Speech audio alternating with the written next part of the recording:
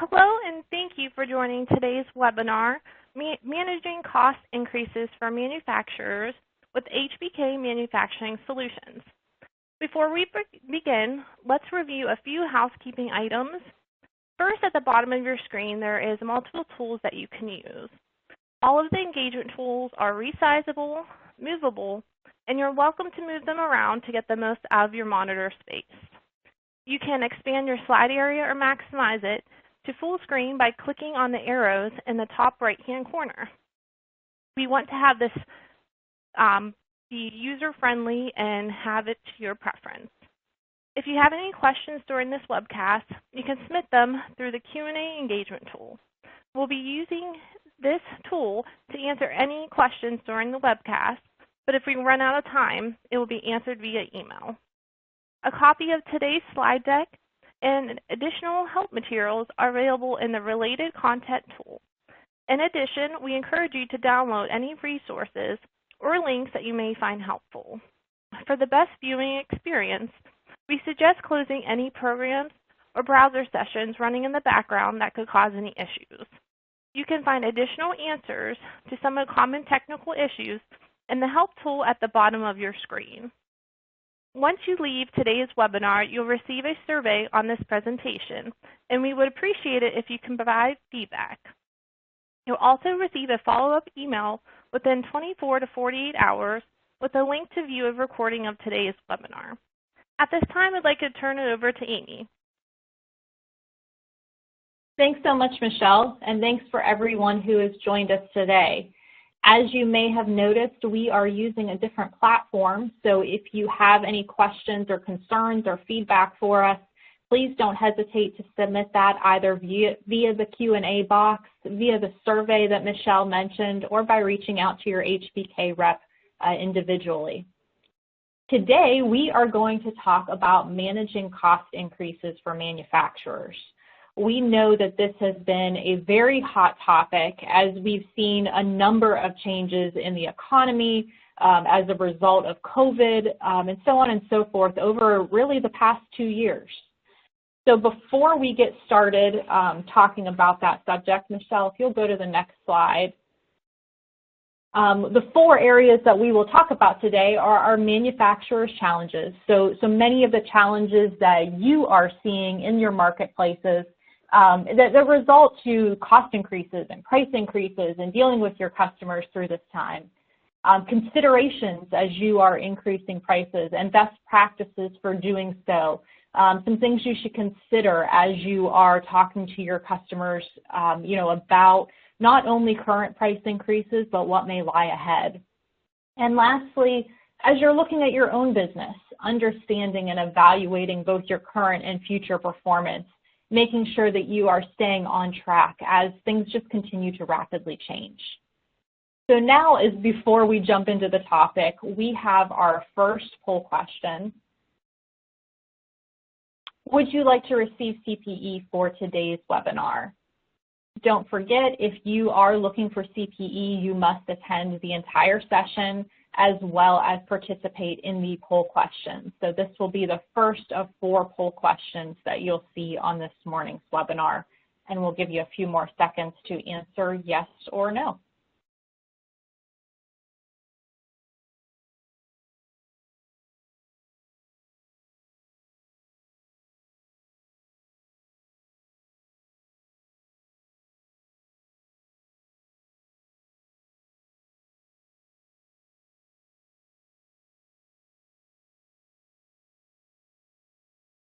And Michelle, I think we are ready to move on to the presentation. So now we're going to talk about manufacturers' challenges. So obviously you are living and breathing these challenges every day. Nothing here will be new to at least most of you. As we talk to our manufacturing clients, we're hearing the same things that are keeping them up at night, the same struggles, the same challenges. And that's regarding labor shortages. That's regarding supply chain disruption, costs, inflation, all of those same kinds of things that we've been talking about really for the course of the last year or so. I think the surprise that many have seen is how long many of these challenges have lasted, and labor shortages are no different. We know that demand for workers remains exceptionally strong. We know that the labor market is very tight. It's very difficult to fill positions. We have clients that are working with a number of different providers, whether it's temp agencies, whether it's recruiters, universities, through apprenticeship programs, through local and state organizations, through programs such as Ohio Means Jobs, Tech Cred, whatever it may be, to both hire employees as well as to retain employees. Many of our manufacturing clients have seen a greater challenge in employee retention. They've seen higher turnover numbers, and that's due to a variety of reasons. Some looking for increased compensation, some looking for a different environment, whether that's due to cultural differences or just something new. Some are looking for a flexible workplace, and we know for many manufacturers it's very difficult to offer that flexible work environment. For those of you who have continuous processes, obviously it's very difficult to have people working different hours or working from home, as the continuous process just can't go on. Of course, in manufacturing, many of our industries are very labor intensive, and we need our employees in the workplace. So this has made it very challenging for many businesses, regardless of the industry, but certainly for manufacturers, as they deal with some different environments, different circumstances, than many businesses that they're competing with for those employees. Unemployment is low. We're at 3.6% through the end of May per our friends at Wells Fargo. You can see the forecast on the right-hand side of the screen. They are anticipating through even 2024 that will remain below 4%. So this will make it such that the labor market will continue to be tight. We'll continue to see, increasing compensation and different programs being offered to allow employees to both be hired as well as to stay at their current workforce. Growing compensation is also a concern. Wells Fargo is reporting that wage growth is slowing, which can be good news for some manufacturers who have seen that compensation and those compensation packages increase quite significantly over the last year or even 6-month period. However, wage growth is slowing. It doesn't mean that it's stopping. Therefore, there's continued pressure on this market, and we expect that that's going to continue for some time as well. Obviously, this is going to continue to be a challenge, and it's affecting manufacturers' ability to get goods out the door. If they don't have people to work on the products, it makes it so that lead times and different things associated with getting those products out the door just continue to be a challenge for these companies. Additional challenges as we go to the next slide include supply chain disruptions.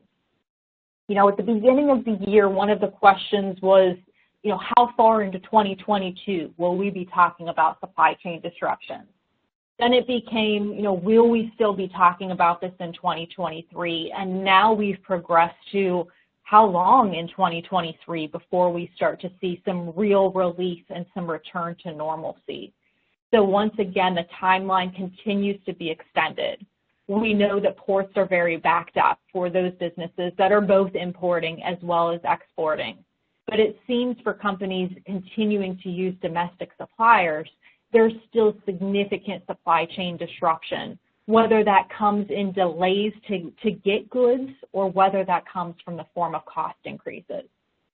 We were with a client late last week who was talking about their particular supply situation and the fact that goods that it used to take them 6 weeks to receive, they're now being quoted a 2-year lead time to receive. So again, we're just seeing continued impact related to these supply chain disruptions. As a result, we're seeing some new trends for manufacturers, one being trending away from single source supply. For a long time, we saw more businesses consolidating their supply chain and their vendor network in order to get the best prices. So by buying more from those particular vendors, costs would be reduced, and therefore it was really a cost-saving metric.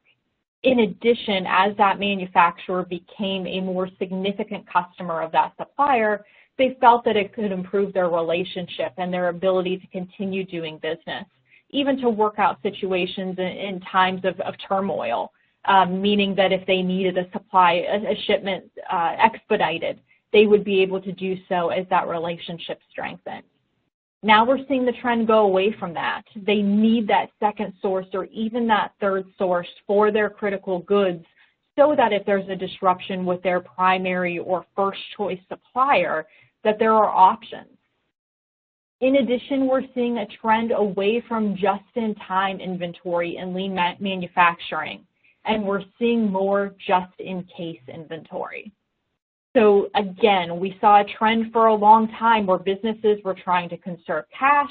They were ultimately looking to minimize that inventory and really practice those just-in-time and lean practices.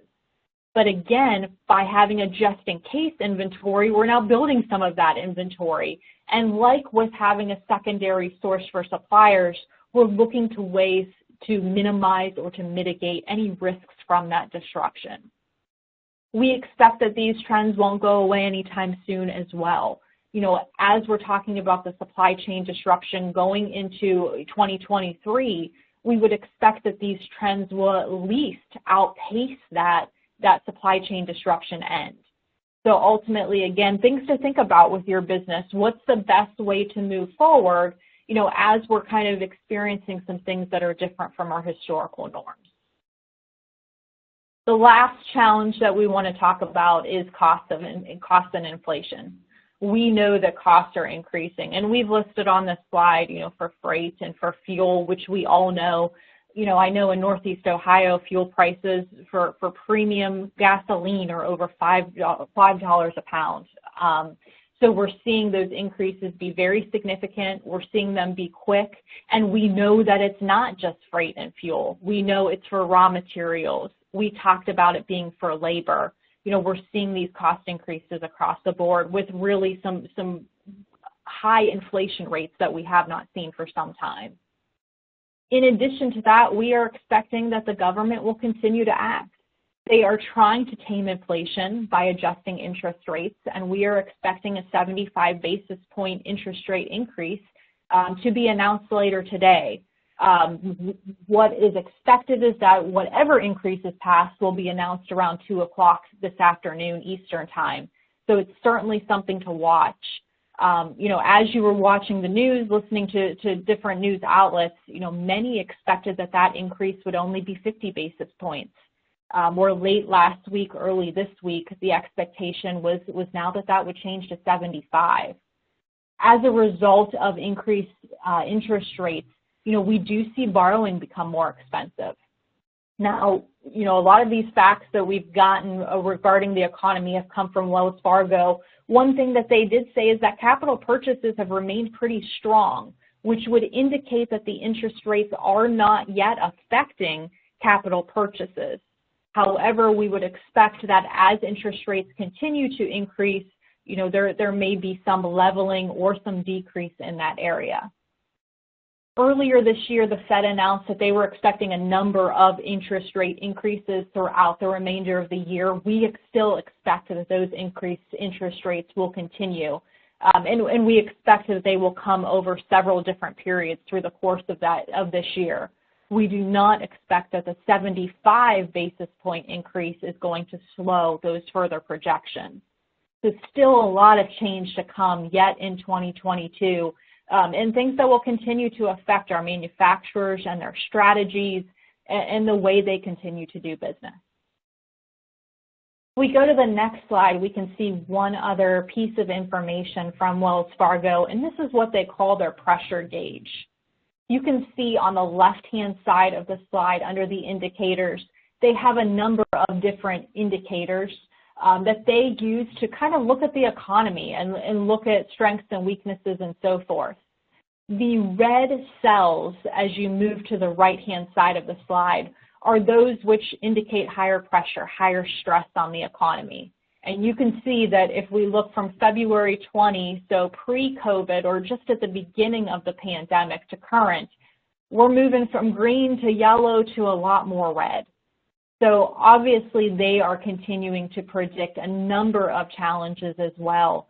And again, we're just seeing these through our manufacturing client base, and I'm sure you are seeing them in a number of business areas as well.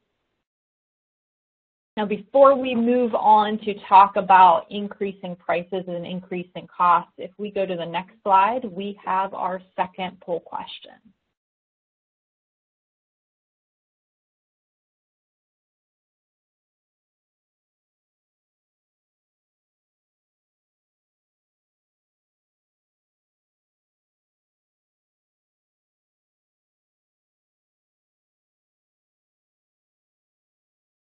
And whenever you're ready, Michelle, we can go to the next slide. So next we're going to talk about really the core of today's webinar, and that is increasing costs and passing on those costs to our customers through increased prices. So everything that we've talked about in the first 10-15 minutes or so of this presentation are external considerations. So, things that are happening in the economy, happening in our business environment that we can't control, but we ultimately need to figure out how to deal with within our business. When there are labor shortages, when there are supply chain disruptions, how are we going to act to make sure that we can continue doing business in the best way possible despite these things happening to our business? Now we're going to kind of pivot. Certainly the cost increases are a significant challenge, and increasing prices are another challenge that many manufacturers are dealing with. But this is a challenge where we have some more control. The things that we're considering as we're increasing prices to our customers are really no different than in any normal business circumstance.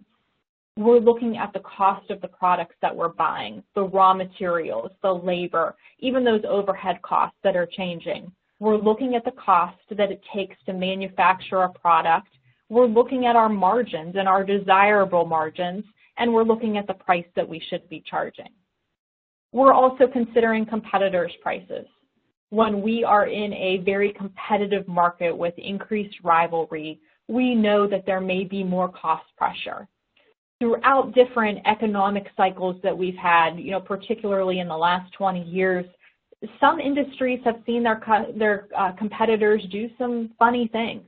They have reduced prices significantly in order to gain more market share.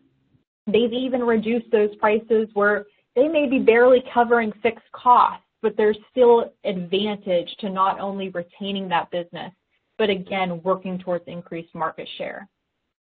They're looking at their customers' demands. Over the course of the pandemic, we've looked at changing demands and, how the pandemic and some changes in what has been important to us has then led to consumer changes in demand and affected our manufacturers.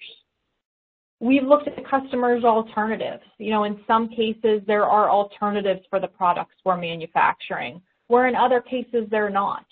So not only are we looking at what customers want to buy and how much they're willing to pay, but we're also looking at alternative products and what they're willing to pay for those. We're looking at contractual obligations. So there may be instances where you have a contract with a customer where, for instance, you can only increase price once per year, or you can only do certain things with your raw materials and making changes to those raw materials. So we're looking at what it takes to ultimately manufacture that product and even more importantly, in some cases, what it takes to do business with a specific customer, ensuring that you're holding up your end of that contractual bargain. And lastly, we're looking at projected costs. We're looking into the future, what we're expecting those costs to do. Some of us are in cyclical markets where certain times of year we know costs will increase and certain times of year we know those costs will decrease. In other cases, we also see projected costs that just continue to rise. So all of these 6 points are things that we look at even in more normal business circumstances where we're not seeing the disruptions, we're not seeing the high rates of cost increases and the inflation that we're seeing now. However, the difference in today's business environment is that there's more expectation for increases. I'm sure that each of you on the webinar today have received a number of increases from your suppliers. I'm sure you're having these conversations with your customers as well as with your suppliers. And as you talk to others, you know that most businesses and consumers are expecting cost increases in a number of areas.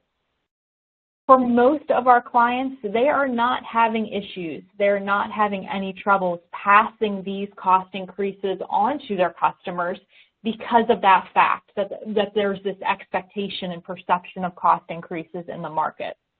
However, we know for some of you that's not the case, especially those that may have very large customers who may have some more purchasing power. Or depending on your market, where the margins are tight, there may just be some challenges in getting these cost increases through. So we'll talk about best practices and some other considerations here in a second, but before we do that, one thing that we would advise is just to think about each of these different considerations, how they're affecting your costs, how they're affecting your prices, and treat this as if it is somewhat of a normal business circumstance. Taking those normal actions, looking at those normal drivers of costs and changes in your business. If we go to the next slide, let's talk about some ways to increase prices. Many of our clients are just passing through normal price increases. They are raising the price, 5, 10, 15%, whatever makes sense based on their increase in cost. Some, though, are using a surcharge. So instead of increasing the base price of the products that they're selling, they are passing through a surcharge that is added to every invoice. You may be seeing this with your suppliers in terms of fuel surcharges. We saw those through some different major hurricanes in past years, especially for raw materials that are oil-derived. But we're also seeing that again now with oil prices, raising so rapidly, freight costs, gas prices, all of those kinds of things just increasing very quickly. So a surcharge may be a quicker way to ultimately pass through a price increase instead of adjusting your individual prices, especially if you have many SKUs that you are selling. Some of our clients tie their costs and their price to an index. There are indexes for a variety of different raw materials. And if that index rises, 3 cents per pound, for instance, maybe that means a price increase is then passed for, the pertinent amount to basically accommodate for that increase. We see this done frequently, but sometimes there are challenges with it. For instance, the timing. When is the index released? And in addition to when is it released, what time frame is it being released for? Ultimately, this could drive how far behind those cost increases you are acting, which may not make sense for your business. So this is something to look at very closely. In addition, the relevancy of the index to your particular business, to your particular raw materials, is also very important to consider. Sometimes businesses are buying a raw material, but that raw material is changed or manufactured further, adjusted, so that the index doesn't really give you a good indicator of what the cost and the price increase pass should be. So these are two very important things to consider as you're talking to your customers and as you're considering the price increase to pass. As far as an escalator clause, these are things that can be built into a contract, built into an agreement with a customer so that, similar to an index, when certain metrics increase, those price increases are passed basically automatically as well. So it's something to consider, as a price increase option for certain businesses. The last option that we want to mention is volume-based pricing. Certain businesses can benefit by, having a larger order. So if a customer buys more from you, that's driving down some costs, and obviously as you buy more, the pricing may decrease. Now, one thing to consider that we've seen quite frequently with a number of our clients is the impact of volume-based pricing based on labor or supply chain disruptions. So in other words, if there is a labor or supply chain disruption, that means that you cannot fulfill the order for that whole volume, does the volume-based pricing really make sense for you or for your customer? So consider that big picture if you consider this option, because ultimately you may have an impact in one area that unfavorably impacts another. So again, it's important to look at that full picture. Now, as we're talking about this, I've seen a number of questions come in, so we're going to pause for a minute and look at a few of these questions. One question is, what percentage in labor increases are you seeing? You know, this really has a lot to do with the base cost of compensation that you had before the increase.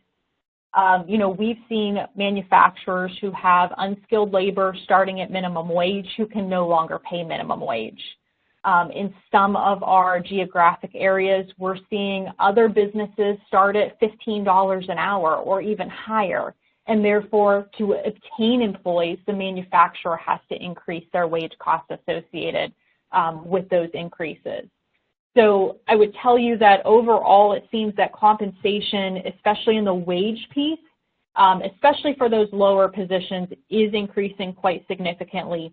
We haven't necessarily seen the same impact on employee benefits quite yet, specifically, you know, the health insurance, the dental insurance, the disabilities, those kinds of things. But that market is also expecting significant increases having to do with COVID and the cost of COVID that in some cases the health insurance companies were dealing with. So I would look very closely at where you were to start and where you are moving forward. But in some cases, you know, those cost increases are going to be quite significant. We also have a question, what creative clauses have you seen for increasing prices that you really like? You know, I think this is very business-based in the sense of, you know, what your business is doing. Tying to an index, tying to an escalator clause that are more automatic seems to be very successful in the sense that everyone knows what to expect. It's not business-based in the sense of, you know, are you competitive with the market as my supplier? Instead, you're using those market forces, you're using information published by that market to drive those increases. So we do like those methods. But again, the timing, the relevancy of those items is very, very important, because if it's not relevant or timely to your business, it's not going to make sense in the long term. Now, if we go to the next slide, we do have some other considerations when increasing prices. First is timing, and we can't emphasize this one enough. Keeping up with passing price increases is absolutely critical. Now, for some of our clients, this has been the biggest challenge. Their customers aren't used to seeing a price increase passed, you know, what may be on a monthly basis or even on a per order basis. They may be more used to seeing something, you know, twice a year or once a year. So as you are looking at your cost increases, it's very important, and we'll talk about this in a few slides from now as well, but it's important to communicate with your customers. It's important to understand their expectations.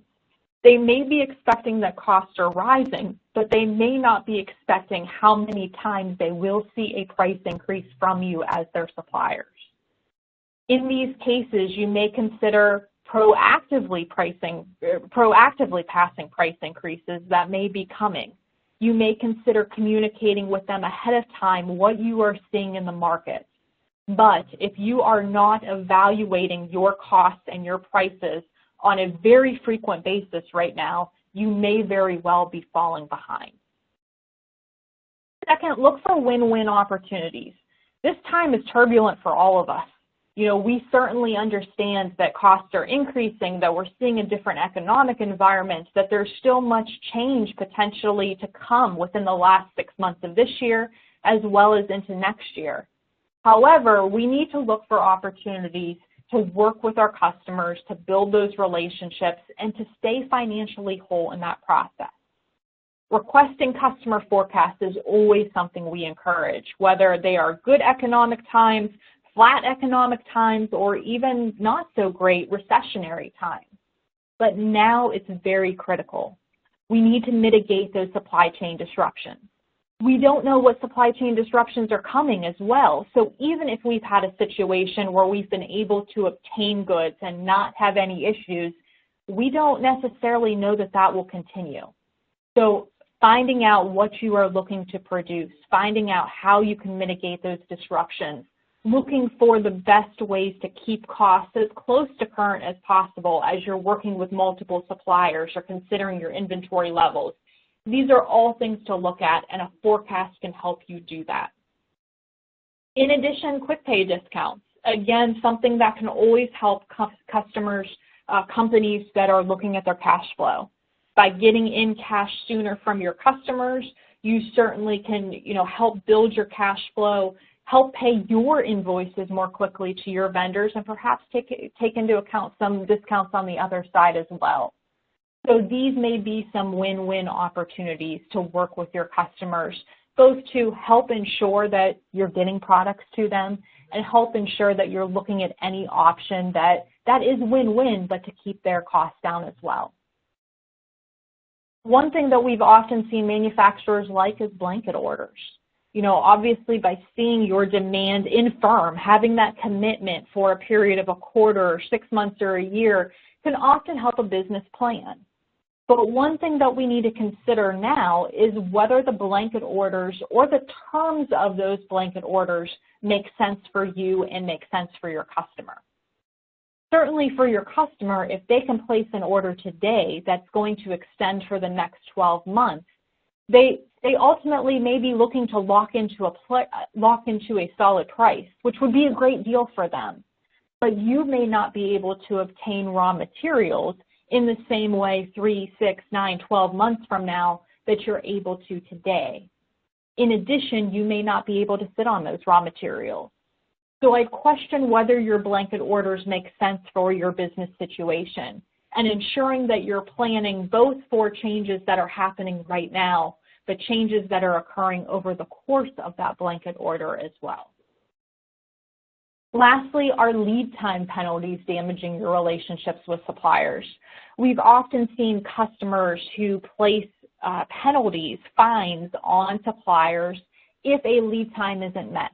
And that may be a purchase order, a specific lead time that is committed to when that purchase order is placed. That may also be a contractual obligation where all goods are expected within a certain period of time. However, now due to so much turmoil in the market, both in supply chain and in cost, we'd question whether these lead time penalties are really promoting the right activities, whether they are helping build those relationships, keeping with the lead times that many suppliers may not be in control of. So while we don't necessarily advocate for getting rid of these penalties or changes, we would question whether they are best for your business, both in your relationships with suppliers as well as your supply relationships with customers as well. If we go to the next slide, we can talk about some success stories. So the first success story has to deal with communication. And communication is obviously critical. It's something that we promote in so many of our webinars and in our relationships with our customers, with our suppliers, with our advisors, with anybody that we're doing business with. But I think in this case, where we've seen customers have the most success, and I mentioned this a few slides back, is where we've had frequent communication, thorough communication, and a lot of industry sources that support the communication that we have. So we've had clients who have been very proactive in their communication, their expectation for the market, for what's going to happen over the course of the next several months in terms of both raw material availability as well as those costs. We have had a particular situation where, and this goes into the second bullet, the advanced notice of implementation as well, where our clients have communicated with their customers, provided that detail as to what is expected in the market, and then said, in 90 days, we're going to pass this increase. Now, normally they wouldn't wait 90 days to do that, but they wanted to make sure that they didn't harm their relationships with their customers, that their customers didn't look elsewhere, that their customers had time to pass the increases to their customers, and therefore their financial position was not affected. And as a result, the customers continued buying. They've actually shifted more business in the couple of instances that we know. The customers have shifted more business to these particular suppliers. So obviously communicating, understanding what's happening, being able to articulate that, and doing so with as much advance notice as possible has worked well for many of our clients. Obviously, this strategy is nothing that is completely innovative. It's nothing that is different than normal business situations, but it has been successful, and it's created, again, that strengthened relationship that hopefully will last long-term as well. One question that we have, and one thing that we can't foresee yet, is what happens when costs go the other way. So in these particular situations where we delayed implementing those price increases, what happens on the other side? And when costs begin to fall, how quickly will those customers want those price decreases passed? You know, obviously we can anticipate that it's going to be pretty quickly, which may hurt these particular customers or particular manufacturers, in the long term. But it's something to consider as you are working with your customers, working with your pricing strategy, you know, how this is going to work for you both short-term and long-term. Again, anticipating those continued changes is also very critical in this situation, in this business environment. Following precedent, following our contractual guidelines, you know, for information that's provided with those increases, of what increases can be passed and so on, may not be what we need to do moving forward.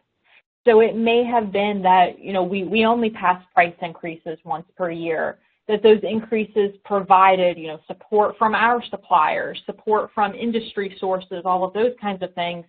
But that may not be available now. We may need to look for different ways to pass the price increases, to do so more frequently, to do so, again, with less information provided just because of the magnitude of what we've seen in the market. One way, again, to mitigate that is with those first 2 points, communicating, giving as much advance notice as possible, just staying in touch about what we're all seeing in the market. I believe our next slide is our third poll question.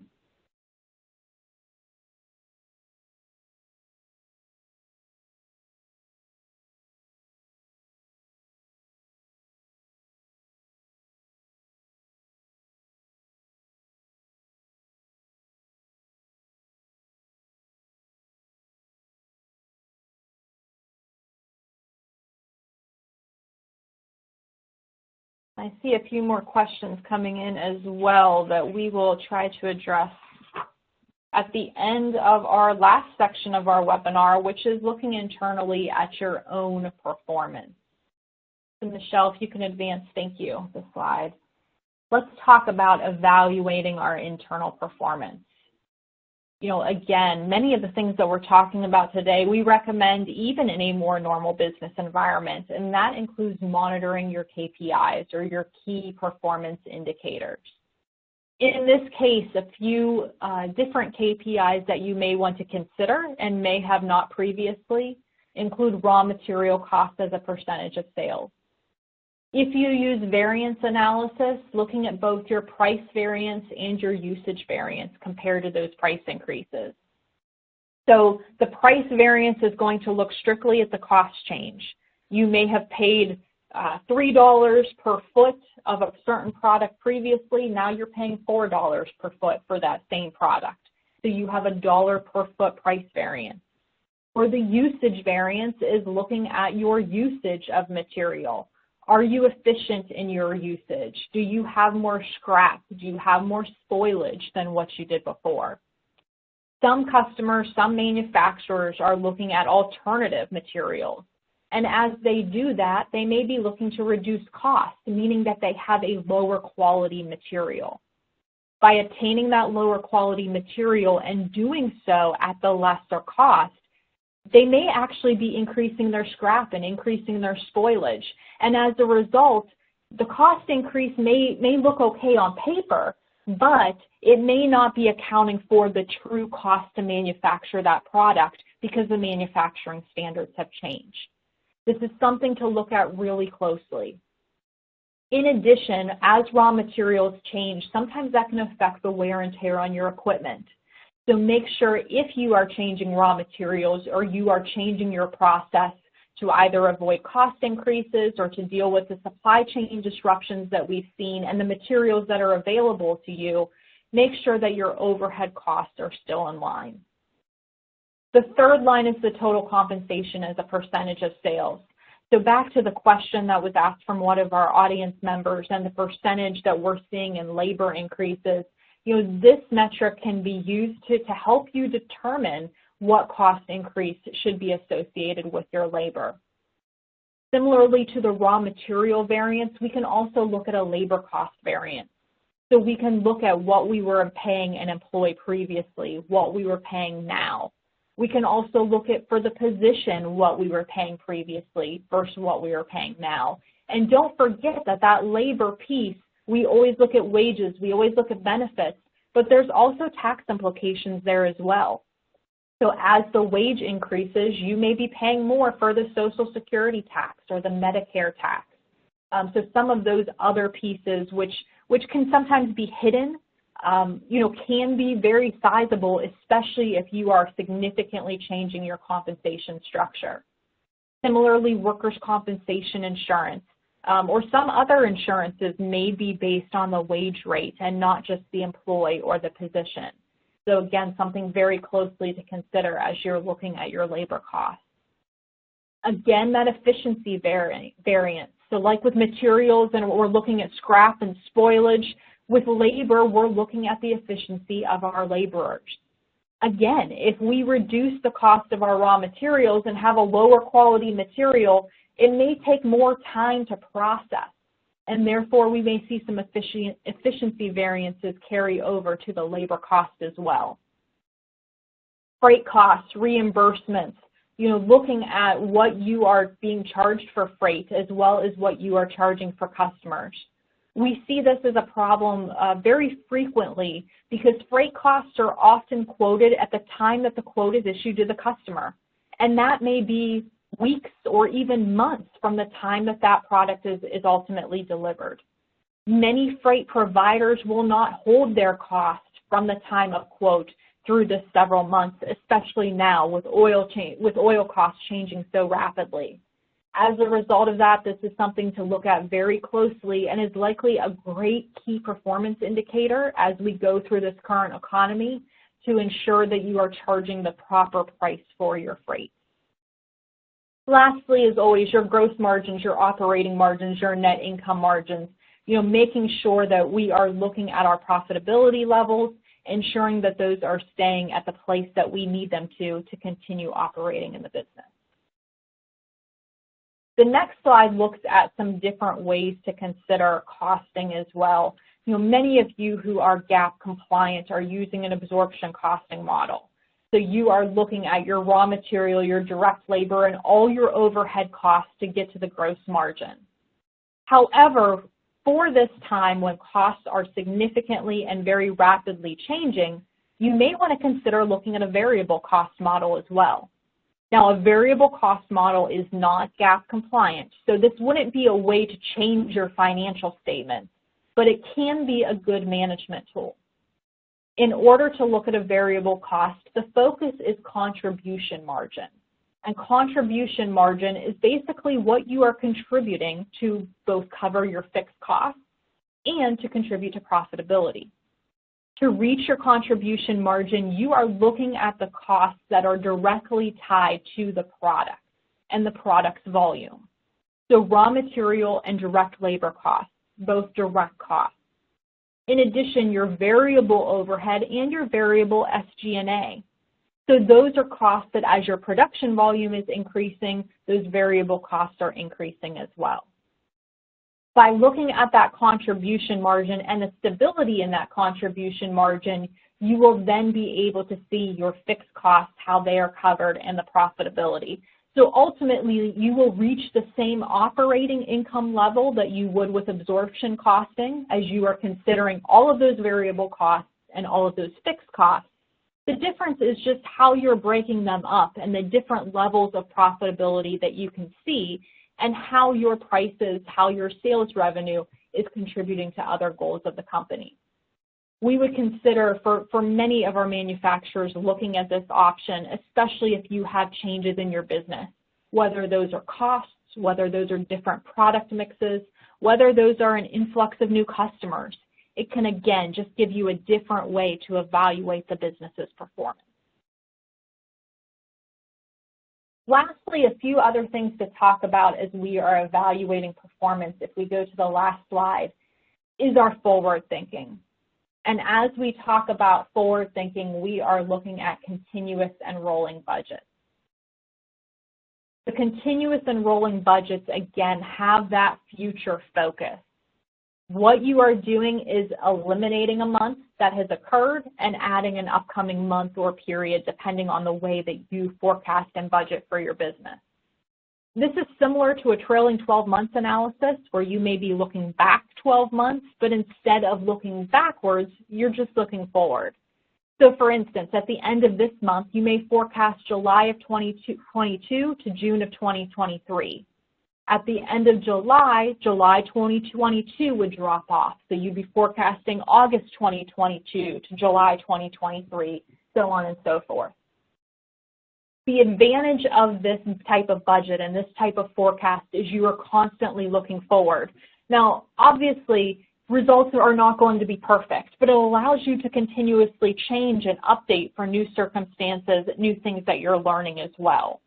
So it gives us a really good guide of what we are expecting and allows us to continue looking at performance, the changes we know, and how that's going to affect us.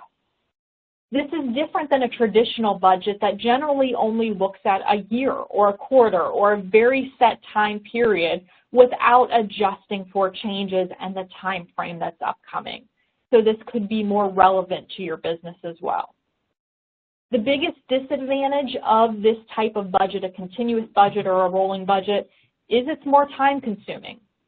So typically, if you are on a calendar year, you may sit down the end of the third quarter or the fourth quarter, put together one budget for the upcoming calendar year, and you're done with that budgeting process. You may analyze variances, comparison to actual performance, things like that, but you're not constantly changing the budget. In this case, every month or every period, you would be updating, but you're going to gain a lot of good information and you won't have surprises. We hear clients all the time say, I hate when I could have predicted that this was going to happen and I didn't do it.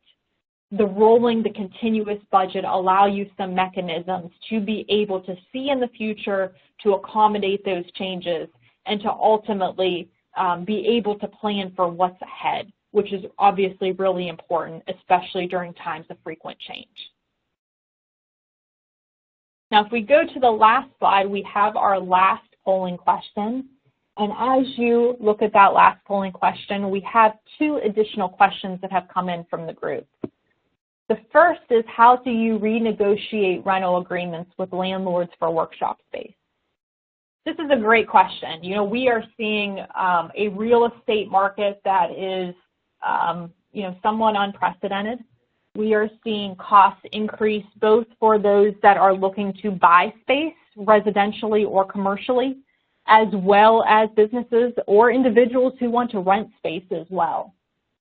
Ultimately, a negotiation with your landlord can always happen, but oftentimes, especially in the current economic environment, we're not seeing a willingness to renegotiate for lower costs. So I would make sure as you prepare for that renegotiation, if that's what you're looking to do, that you ultimately are considering, what is driving you to renegotiate? What are the considerations that both your landlord and you are going to have and need to consider as you're discussing that? Certainly as inventory, as we're looking away from the trend of lean manufacturing and just-in-time inventory, and now instead looking at carrying more inventory, we may see more need for warehouse space. and that may continue to drive up cost because we're driving up demand. So there may also be additional considerations for you as a manufacturer with your current warehouse space. Can racking be changed? Can inventory storage systems be adjusted to better utilize your space to eliminate or reduce the need for off-site or additional warehouse? So make sure that you consider all of your options as you are ultimately going into those negotiations, but also considering what you may need. The second question has to do with drafting contracts and language. What drafting new contracts, what language can be used to provide some protection from inflationary increases of suppliers and labor costs?